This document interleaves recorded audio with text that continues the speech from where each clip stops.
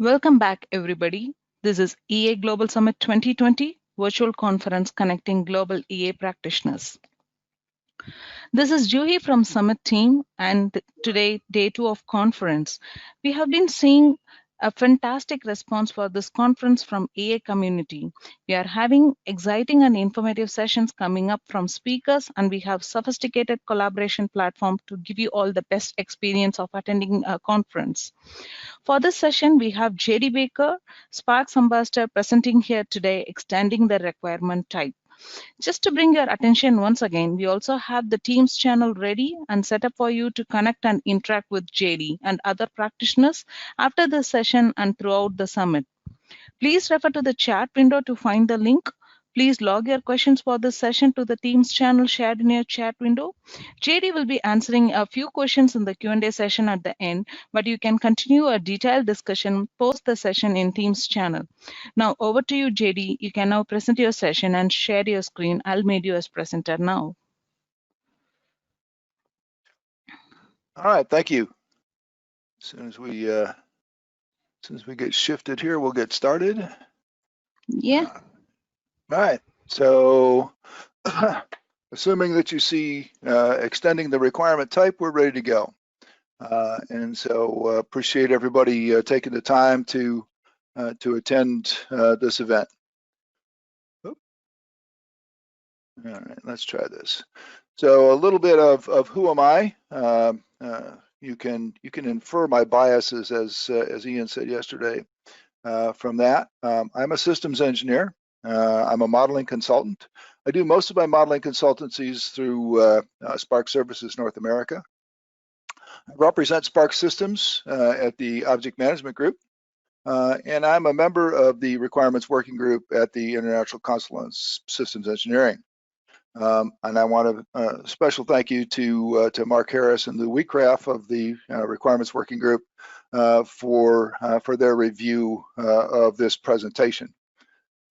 And so if you haven't read the abstract yet, it's here and it'll be available for you later. Hopefully you won't need to read the abstract because I'll cover all of this stuff moving on. So let's talk a little bit about UML and requirements.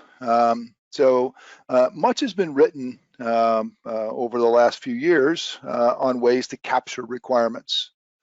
Things like user stories, use cases, gold customers, all those kinds of things have been discussed. And there are many ways in which models can be used to express those requirements, okay? Like state machines and business process models and use case diagrams, etc. Now, Warren Zevon wrote a song about a three-pronged approach to problem solving. He said, send lawyers, guns, and money. So if you work in a situation where informal requirements are the norm, then you probably don't have to worry about lawyers and contracts and other aspects of the legal system. However, there are those of us who have to be concerned with lawyers and such, and we tend to rely on well-constructed requirement expressions, and we need to incorporate those into our models. Oops, sorry about that. Now, UML didn't and doesn't offer any way or any support in this area for actually creating requirements. There is no UML element about requirements, and there hasn't been since the inception. And even before that, in the object-oriented notations that that were the basis of UML, like OMT and the Boots notation, there was no notion of a requirement. Okay, and so in this case, I don't know nothing if I only know UML. And how do I know I don't know anything? Well, EA told me so. All right, and so EA has, for as long as I can remember, and I've been using EA since version 3.1, has had the notion of a requirement. So the core extensions are an MDG technology in their own right, and there are a number of elements and diagrams and et cetera. They're a part of every EA distribution, and they can optionally be included in every EA model. So every model element in EA has an associated set of properties, and that includes alias and notes in those properties. So a common way to model using the requirement element from the core extensions is to capture a requirement ID in the alias property and the requirement text in the notes property. And so we have a place where we can write out our requirement statements and a place where we can create a unique identifier for them, and that information will show up in the properties, or a couple of other different ways that we can choose to visualize that. Right? But that's a little restrictive, and so when we started working at the OMG on the systems modeling language, SysML, we had like 40 or 50 systems engineers in the room, and it didn't take long for us to figure out that, hey, we wanted to include requirements. So a SysML requirement, we started off with trying to create a number of different kinds of requirements. We asked the NCOSI Requirements Working Group to give us a list of different requirement types. Their list was so extensive that we went, okay, this isn't going to work for us. And so we went back to a very minimal set of attributes. There's an ID and a text.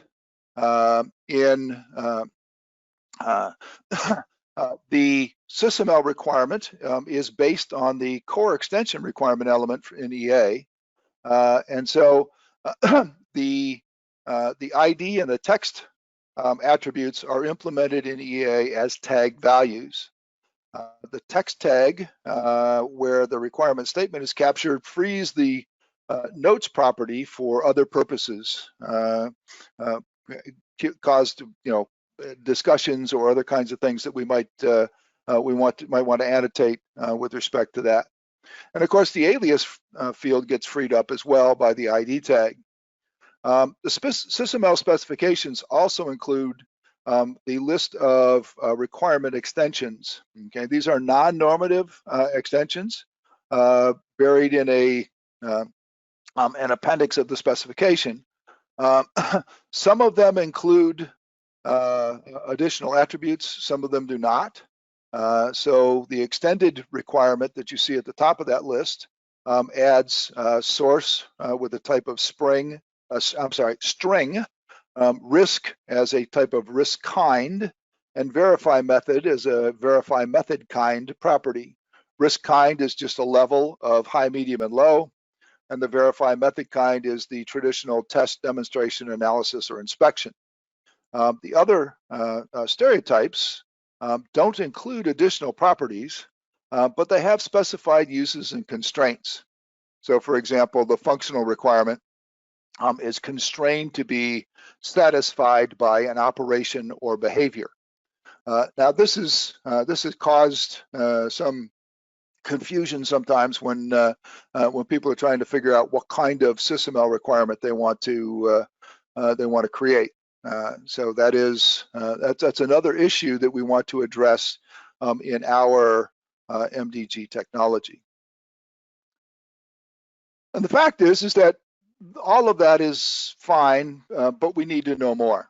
And so what do we know more? Well, I had one customer tell me they needed to know the source of all the requirements, and not just one type, but they had a couple of different source requirements, including being able to poke down into the contents of a source document.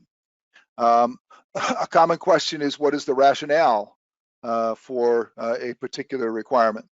Others might need to know something about the validation or the validation status. And there might be something about implementation or implementation status. So now the good folks at the NCOSI RWG, the Requirements Working Group, have put together something that they call the Guide for Writing Requirements. And they've given us their thoughts on what might be important to know about a requirement.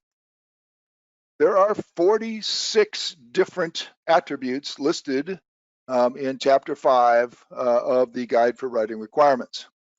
The current version of the GFWR notes that many of the attributes listed are useful for both managing needs as well as requirements. Others may be more useful as applied to only requirements.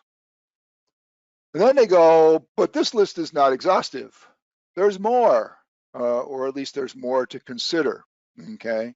And so what's a poor requirements engineer to do?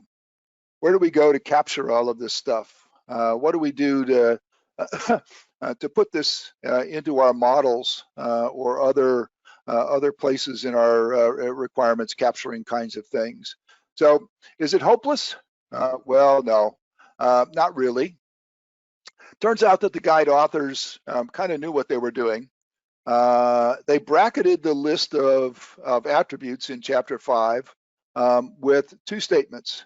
One, it's not the intention that an organization should include all these attributes, and then two, that we should take a lean approach. That is when you should only include what is useful, and that's an important concept, not only in defining requirement attributes, but in all things in modeling systems. Before you commit resources to creating and managing an attribute or element, you should know what it's going to be used for and who is going to use it. So it shouldn't just be something that you should do because it's in the process document somewhere. There should always be a consumer for that and a reason for doing whatever it is that you're doing. So let's go back and take a look at the list again, and let's pick our favorites out of this list. All right. I personally believe that every requirement should have a stated rationale. I worked with some projects in the world of medical devices where it was a requirement. It was a requirement on the requirements that every statement be supported by a rationale. Sometimes it's a challenge to come up with a rationale for things, and so you don't want to just replicate the requirement statement itself. You've got to take some put some thought into what that rationale is. Verification is also important, and we want to consider that early on in the requirement development process. Tracing to a source is an interesting approach. If this means literally modeling a connector between a requirement and an element representing a source document, then one of the problems is that it seems to me to be very difficult to identify any specific location within that source document. So if I'm tracing to a customer requirement, from a customer requirement to the concept of operations, I need more than just a link to the document or to the artifact that's representing that document.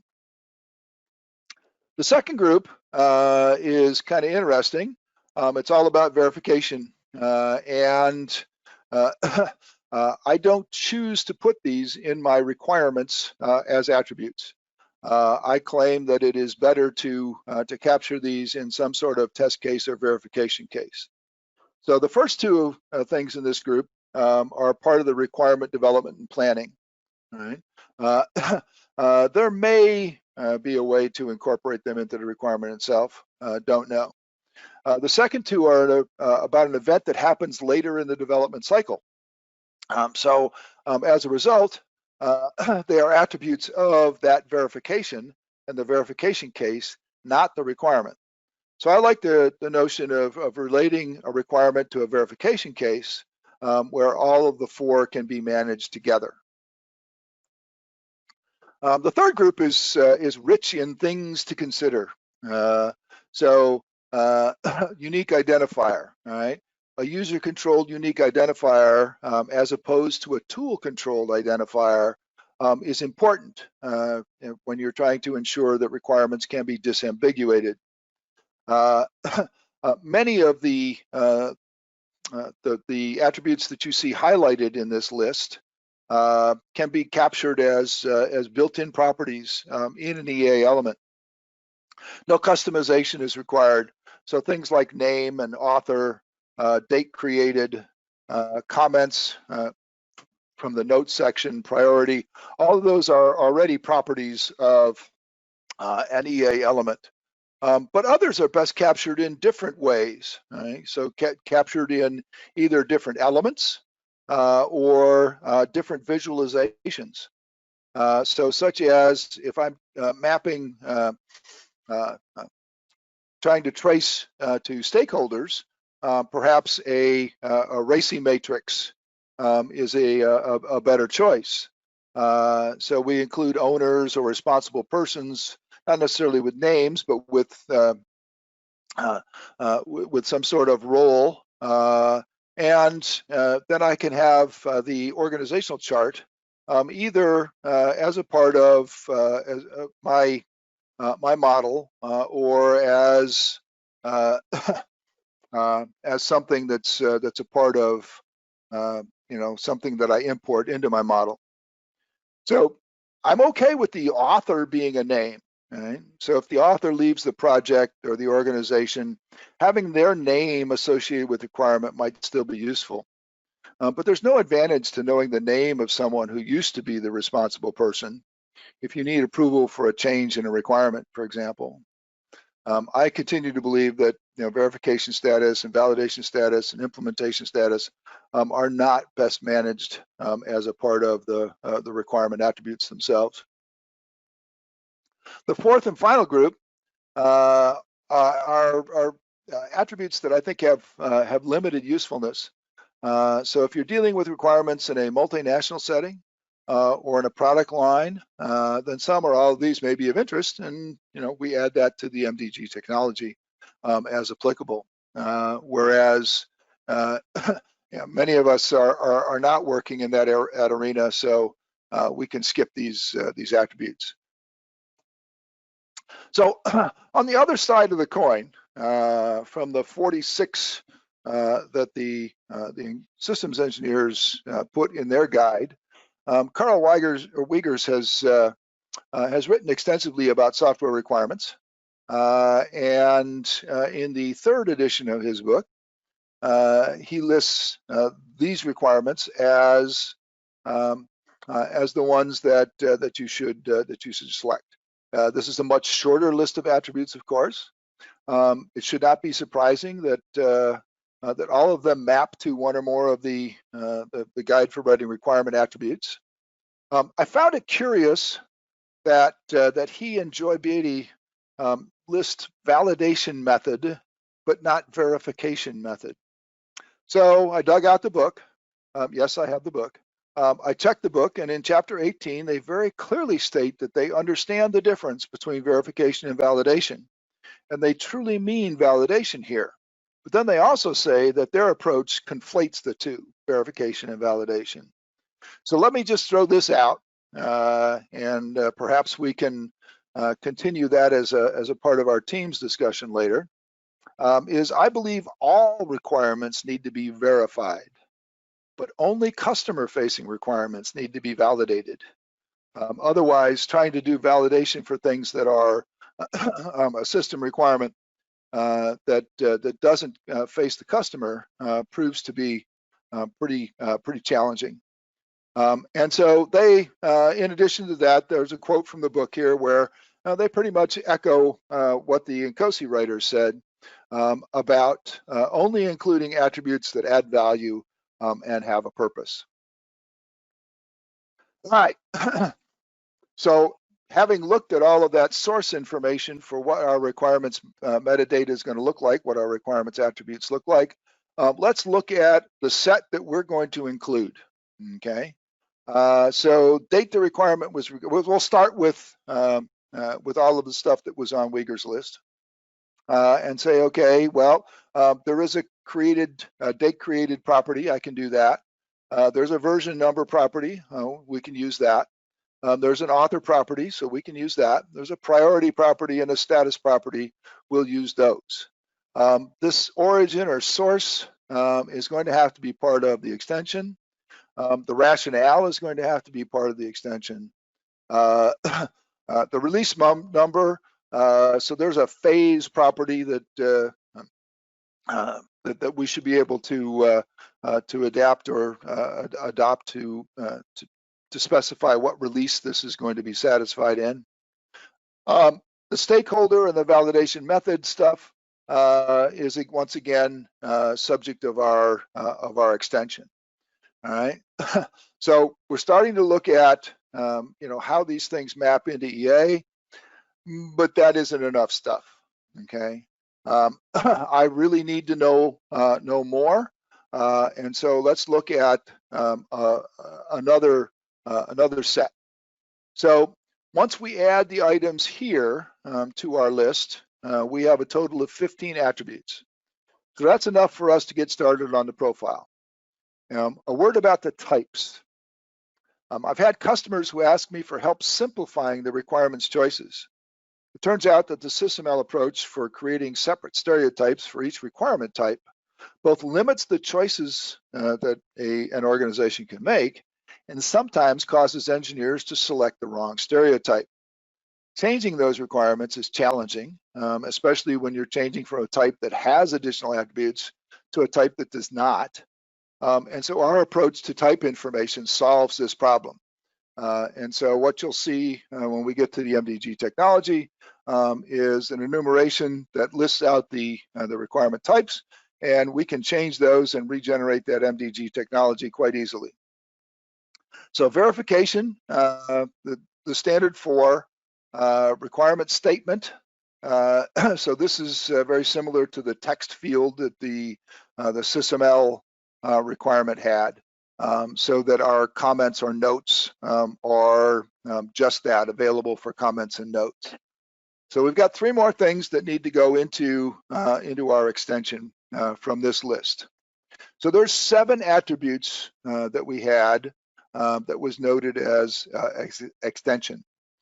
Rationale. Rationale exists in SysML, but it exists as a stereotyped comment.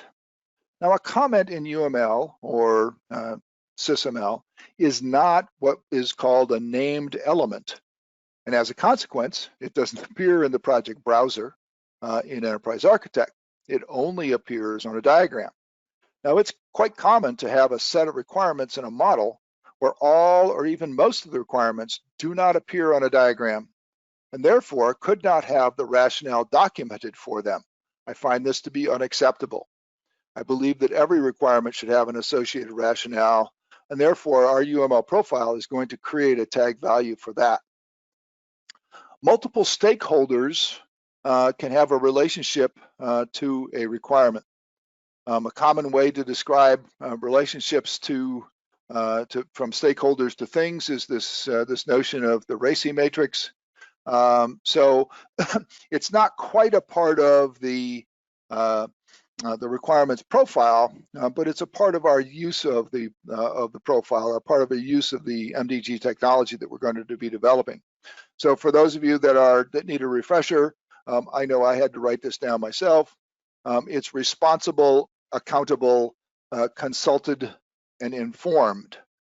So there are levels of detail associated with what does a stakeholder need to know. And so, if you've got somebody who's responsible, then that might be the individual or the role that has approval for various things, etc. So every element in EA has a note, so we've reserved that for our ad hoc notes. And so now we've got several tag values and then a couple of relationship matrices to utilize those. So what do we mean by just a quick refresher? Okay, a requirements traceability matrix is used to trace requirements one to another. Other requirements, standard requirements matrices include the RVTM, the Requirements Verification Traceability Matrix. In Enterprise Architect, these are not distinct files. I remember many years ago watching one of the more senior engineers that I was working with, who every day spent almost the entire day working on a word table that was either an RTM or an RVTM. And every time something changed, he had to go back in and manually change things. The good news is with EA, we just make the changes in the model and then produce the relationship matrix again. So we want to ensure that the system does what it's supposed to do, and even more, as important at least, is to make sure the system only does what it's supposed to do. So we have, by creating the traceability and making it visible here in the matrix, as things are changed, we can do assessments, and we can check all of the impacted elements when changes are made. So there's a relationship matrix. This is the visualization of trace to implementation. Right? So I've got on the source line, the y-axis here are the functional requirements, and on the x-axis on the target line are the components, the subsystem components, and then we have tracing that has been done with a trace link, and we have some notion of where those requirements are being addressed in our implementation. That's one of the things that the Nkosi folks talked about. EA gives you some hints, like any place you see colors on here, like pink and blue. Well, there's no relationships. Now that doesn't mean there's no relationships at all. It simply means that there are no relationships of the specified type and in the specified direction. So we have a lot of flexibility in how we build these matrices and how we can utilize them. So here's a stakeholder matrix. One of the interesting things we can do with a relationship matrix in EA is we can apply what they call an overlay. All right? I called my overlay racy. Not very creative, but very explicit. And so if you turn the overlay off, you get the arrow representation that we saw on this slide. All right? But I can get a little more information than just the tracing as to why they're being traced. And so our target has now shifted from subsystems to actors, and the actors are a part of our organizational model. And we can then map those to these various requirements. And now I know who to go see, who to tell if I need to make a change, etc. So this is information that we can either maintain in the model or import from some other source, etc. There are some other things that we need to be concerned with. Risks. EA, the core extensions include a risk element. And so if we capture the risks as an element, we get a little more flexibility in reporting and associating risks with multiple elements or multiple requirements. EA includes the notion of test cases. And so we can use test cases as verification cases, and we provide more than just test, inspection, demonstration, etc. Now, one of the things that I've had to deal with in the past was this notion of deleted requirements, and tracking deleted requirements could be a challenge because they need to be present in the model, but they need to be flagged as deleted. If this becomes an issue, you might want to add a tag to a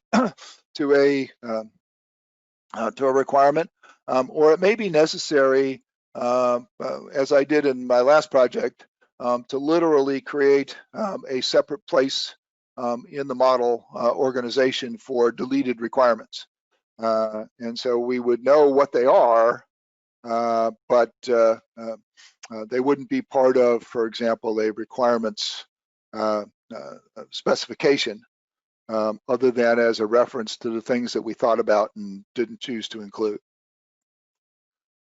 Okay, that's basically, we'll shift our discussion now from, now that we've decided what we need to capture and what we need to know about our requirements.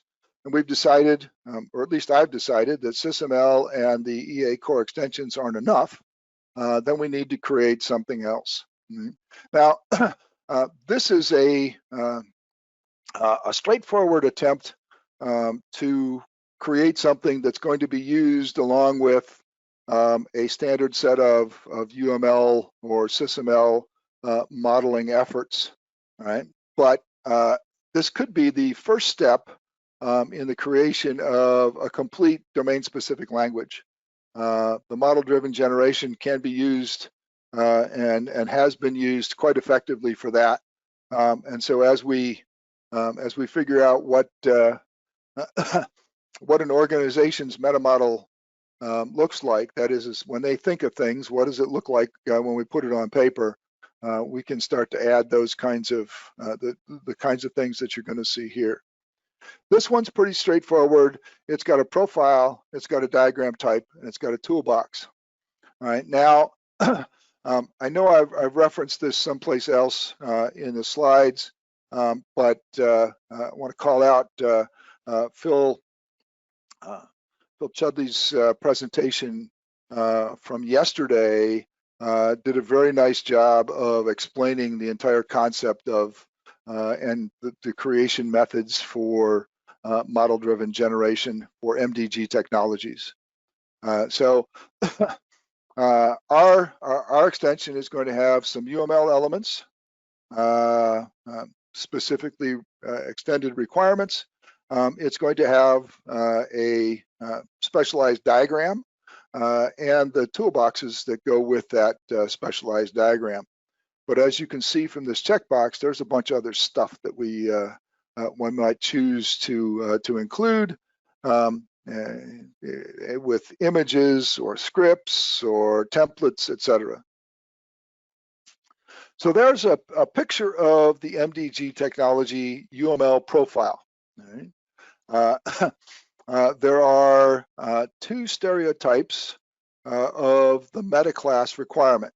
So one of the how shall we say, issues or concerns or the deals that work with creating MDG technologies is getting started with what's the right meta class. Now, since we're creating extended requirements, having a meta class of requirement is not a big leap. But if you had something that was potentially extending, components or classes or some other modeling element, you'd have to have a little bit of UML knowledge and information in order to get the right meta class extension. And so there are, in addition to the two requirement extensions, there are two. I'm sorry. There are two enumerations, okay, that are used to type the attributes of the stereotype. Now, all the things that you see here: verification, requirement ID, requirement type, requirement statement, source text, source ID, and rationale. All of those things, along with the verification statement, requirement statement of the verification requirement, are all going to be implemented as tag values when we generate our MDG technology. Right? So two of the attributes have a list selection type. So I have my requirement types and my verification types. So this means that I can't typo my requirement types, because I'm not typing them in, I'm picking them off a list. I can't typo my verification types for the same reason. One of the other things that we can do with our requirements is we can add constraints. Now, right now, this constraint on the verification requirement is just an English language, a natural language constraint. One of the things that I want to do is we'll go ahead and write that in OCL, the object constraint language, so that it can then be the model can be validated and show that all of the verification requirements are indeed owned by an extended requirement. Now, I'm not sure what happened there. Okay, now, like we said earlier, SysML has their own requirement, and their requirement was based on an EA core extension. So SysML 1. etc. is itself a UML profile. So in order for us to create our own UML profile of that, we need to not only extend the meta class requirement, but we need to inherit from the SysML requirement element. So there's just a little more work in creating the UML profile.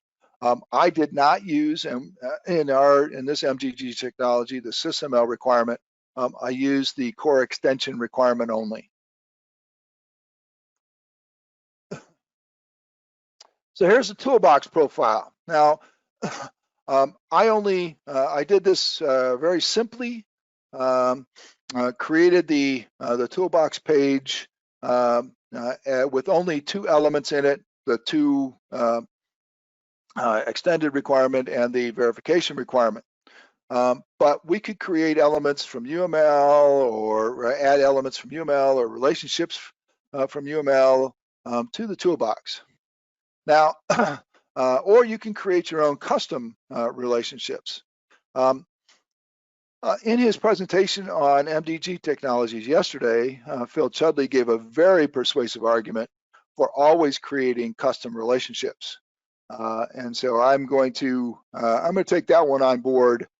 His reasoning was quite sound, and so my MDG technologies going forward will have custom relationships to go with my custom elements. But in this case, I don't, and so we only have the common relationships that are here. So what you see is a screenshot of the toolbox after the MDG technology has been imported. And so this is when we open our diagram, this is what we will see so far in our toolbox. All right, the diagram profile, all right, the third piece of our MDG technology is something that we're going to call extended requirements, because that's what everything else is. The whole MDG technology is called Claris requirements. And so there's only one new diagram type, but there could be more. And so there's one in the simple naming and framing information. And so each diagram is associated with a toolbox. And so in this case, our diagram called extended requirement is associated with the requirements toolbox. If you're going to create a custom diagram type, you should always create a custom toolbox page. And then this is what it looks like when I say add diagram in my model after the MDG technology has been, and if I do this on the right screen, you guys will see my cursor flashing back and forth. And so here's the Claris requirements. And then when I create one of these things, it takes the diagram ID and places it in the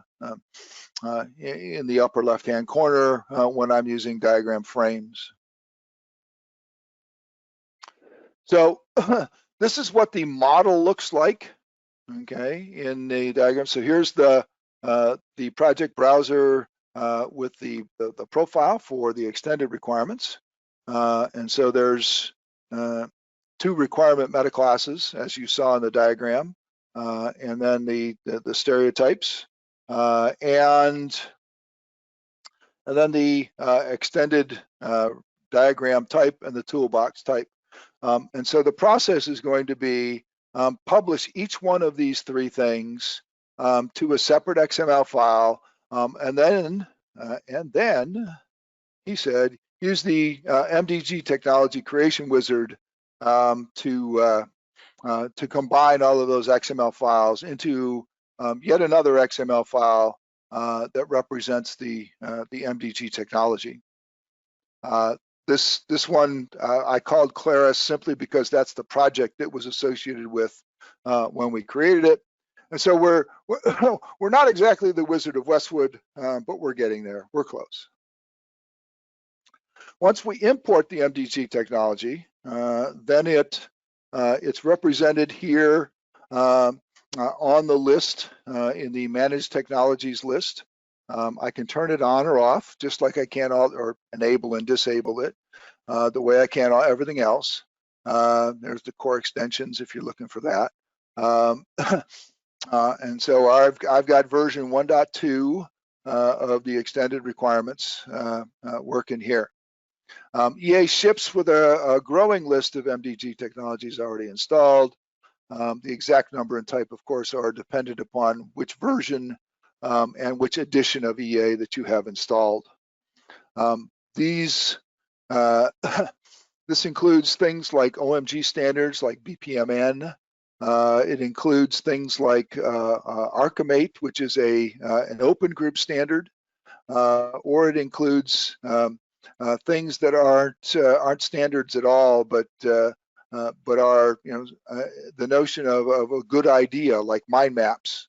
I use mind maps more and more for various brainstorming things, and it's instead of trying to find a separate mind mapping tool and cut and pasting diagrams out later, just put them all in your EA model. Okay, so once I get one of these things into a model, here are 2 requirements: one design requirement and one verification requirement. All right. Notice that here in the properties dialog, I have requirement statement selected. This is what EA calls a memo tag, and a memo tag has a window for entering and editing text. All right. And so, but if I select it, the text of that shows up down in the bottom of the properties window. And if I had, a rationale selected, the rationale would show up down here, and it would be labeled by whatever the tag value name is. I've got a couple of things going on here. One of which is that I selected to display all of the tags on the diagram that observation metadata and VF701 came from, and so they show the tags. And then I decided to show the notes from VF701. So that's the need to determine the availability, etc. Is the content of the notes field in that particular requirement. The traceability window can reveal not only ownership, but all of the relationships that the element participates in, and so one-stop shopping for tracing throughout the model for any one particular element. So what does this look like in the model? Okay, so here's a very, very small sample model, and the verification requirement ownership is shown by the indentation of where it sits. There should be a one-to-one relationship between a system requirement and a verification requirement. Now, we could get into to discussions about how to extend that up to customer requirements and validation requirements, and what that might look like. But from a system requirement perspective, if you're going to verify the requirement, there ought to be a verification requirement for it. Okay, we're close. We're almost there. Okay, the requirements now have the attributes we need. Verification is being considered as an upfront process. As I create my design requirements, I'm creating my verification requirements. Things are really coming together now, okay? But what if I don't want to have to do all that clicking around? What if I miss the way my requirements used to look? All right, well, from my boyhood comes Underdog, Shoeshine Boy's heroic alter ego. And so whenever his sweet Polly purebred is being victimized by Simon Bar Sinister and other bad guys, he's there to save the day. And so there is the specification manager that makes everything look like something that an old systems engineer like me might be familiar with, in terms of a very tabular looking, text-oriented kind of approach. The difference is, right, the big difference is, this is all still a model. These are all still model elements. Observation data is a requirement in the model.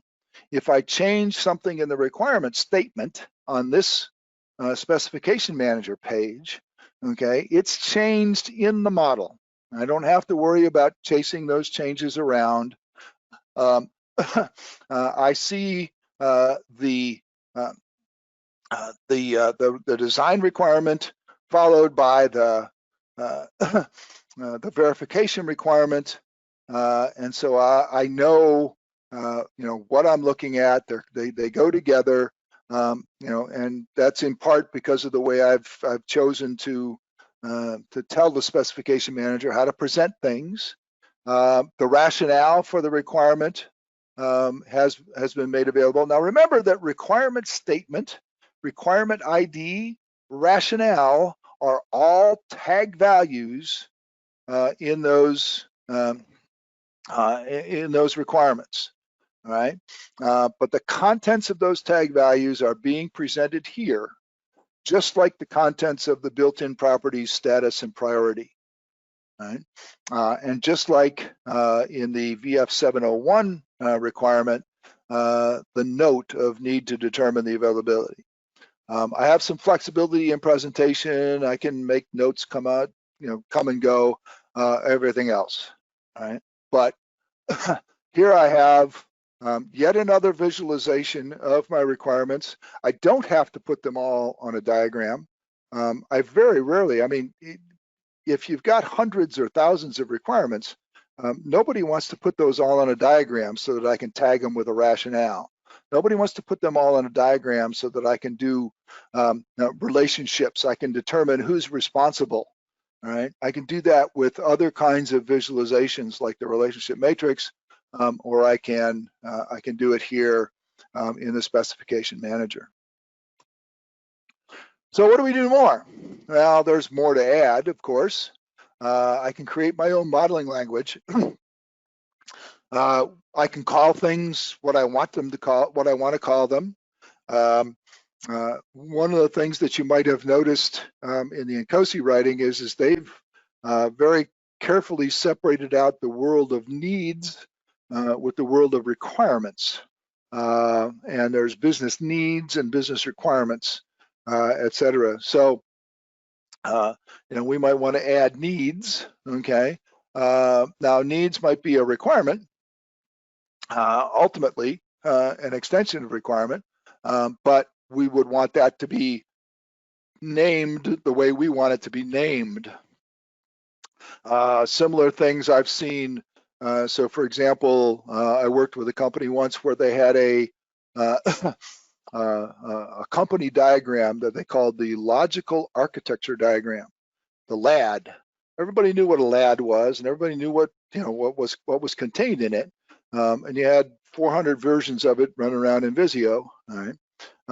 So we created an MDG technology that created that labeled a component diagram as a logical architecture diagram, and now we're now we're talking their language. And logical architecture diagrams had applications on it. Now there's no such thing as application in UML, but there was in this custom domain-specific modeling language that we created using the MDG technology. So this is a way for us to make EA work the way we need it to work.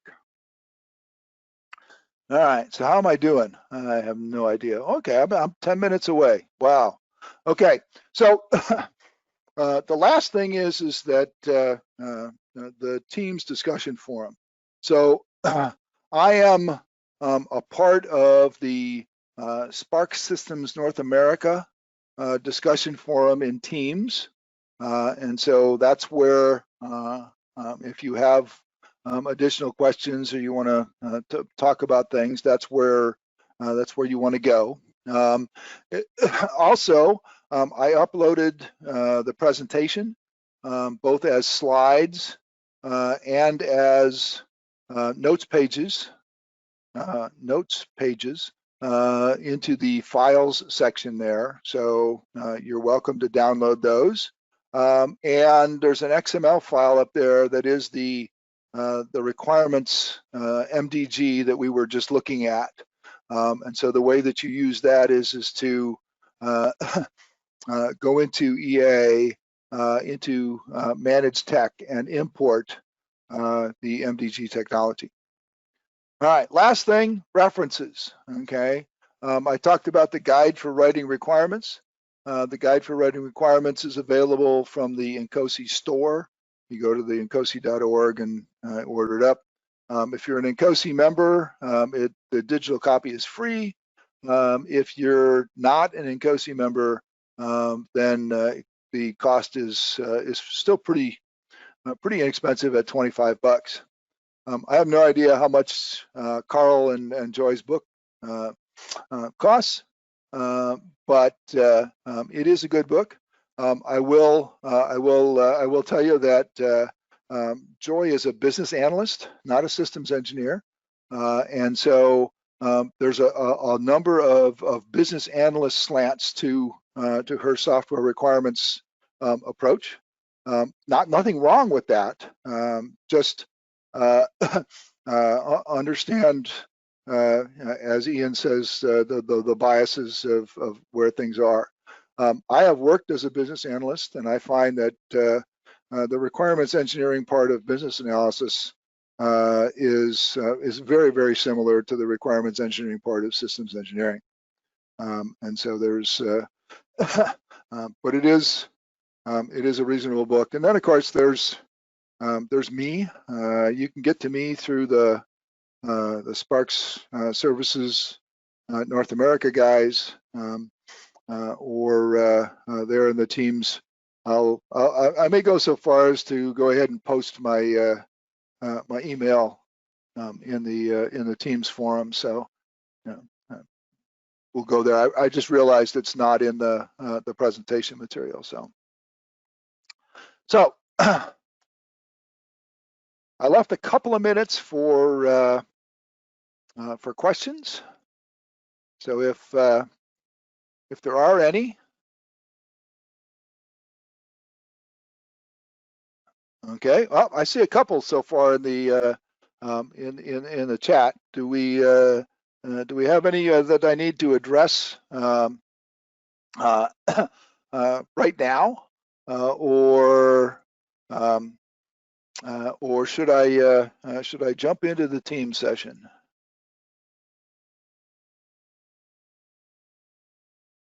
All right.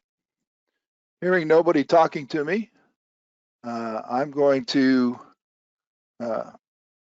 Yeah, Baker, you can address, if it is possible, you can address this on call, or else you can feed that in the channel too. Okay. Well, I will. I'm out here on the Teams now, so I will start. I will Sure. There start to was answer these questions. Okay. okay. Okay. All right. So Jerry had to drop off, but he liked it. Okay.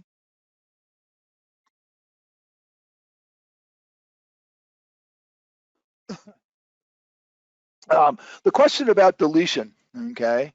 Why trace instead of realize? Well, realize is a relationship that that basically says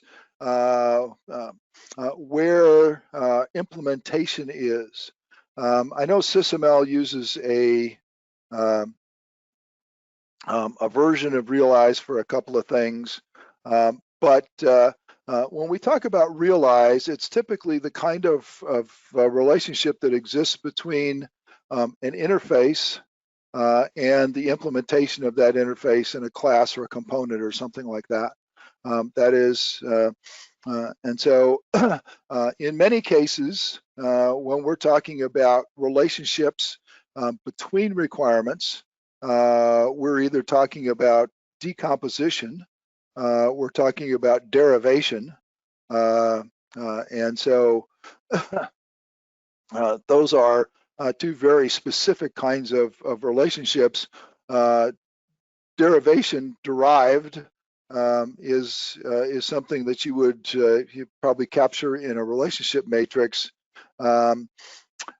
using a derived relationship. In decomposition, you might choose to do some sort of a whole part relationship or some sort of a generalization relationship kind of approach to how those are. But for the most part, you know, when we're talking about tracing requirements to an implementation, we're talking about something a little bit different than the traditional sense of realization.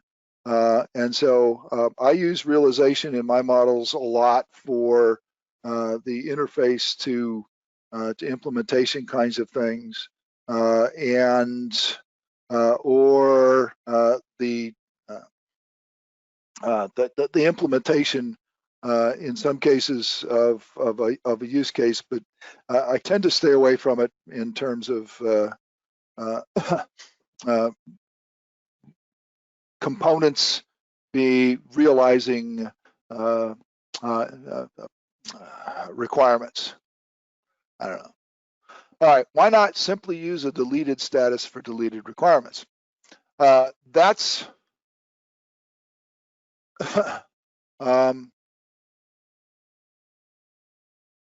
that's certainly a possibility. All right, and so in part it depends on just the notion of where the deletions are coming from, whether or not you expect to perhaps resuscitate a deleted requirement and bring it back to life, and whether or not it's you find it valuable in maintaining whatever other information you're capturing as a part of the status. But you can do the status thing as well. But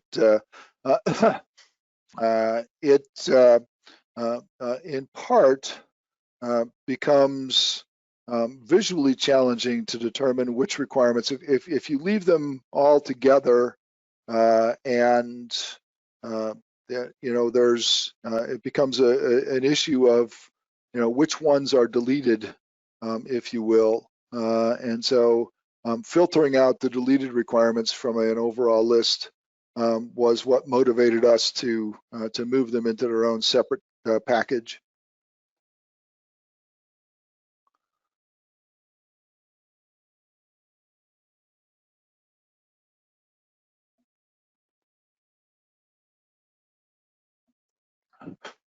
Okay, so The next question says about the using a memo tag for the requirement statement precludes the use of simple formatting. I disagree, and I disagree because the memo field has all of the basic formatting capabilities that a that a notes field does. Okay, so I'm going to pull up my EA, make sure I'm not lying here.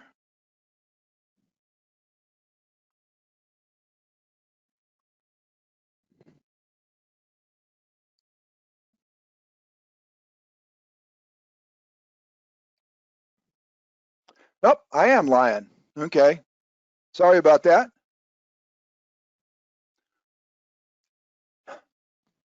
So I guess it's do you value the notion of using styles and bullets and what have you over giving up the notes properties and or putting comments into a tag? That's an alternative I had not considered. So I'll give it some thought. I don't know that I don't know how.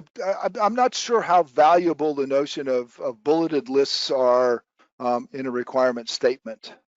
Okay, so I'm torn there in that way. How do you manage a unique requirement ID? Everybody does it different, and it is unfortunate, but you know, it's how do you get it? EA will do some numbering for you, but that always seems to, in some way, shape, or form, be more of a challenge than it needs to be. And so I would say that you need to your organizational approach to managing requirements IDs, whether it's using a script that allows you to assign them initially and then just do them sequentially. So I try not to make unique IDs too, how shall we say, meaningful, okay? But you saw, for example, in the verification requirements, I had VF, all right? So V for verification, F for functional, all right? I worked on projects where, you know, performance requirements were P something, and functional requirements were F something, and other kinds of requirements had similar prefixes for their numbering system, and then it was just, you know, next next number for next requirement, etc. Okay. So you can, yes. Okay. So I like the response. It may even better my response. I don't know.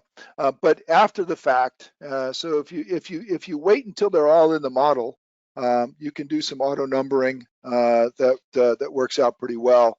And then you can use either the package list view as a way to do that. So I think I'm getting kicked off, and I'm going to go back to I'm going to go text only. Thank you all for stopping by.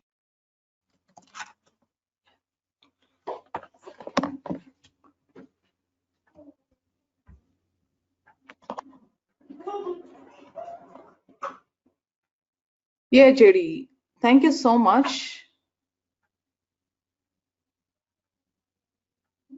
Hello. You're audible. Oh, okay, I'm audible. Okay. So thanks, JD. Thanks for the great session. So yeah, the session went very useful, and the rest of the questions will also be posted in MS Teams for you to take forward with the conversations. So we'll wind down the session here, and thank you everyone for joining the great session. The video of this session will be made available after this conference, and we will be notifying through email once it is available.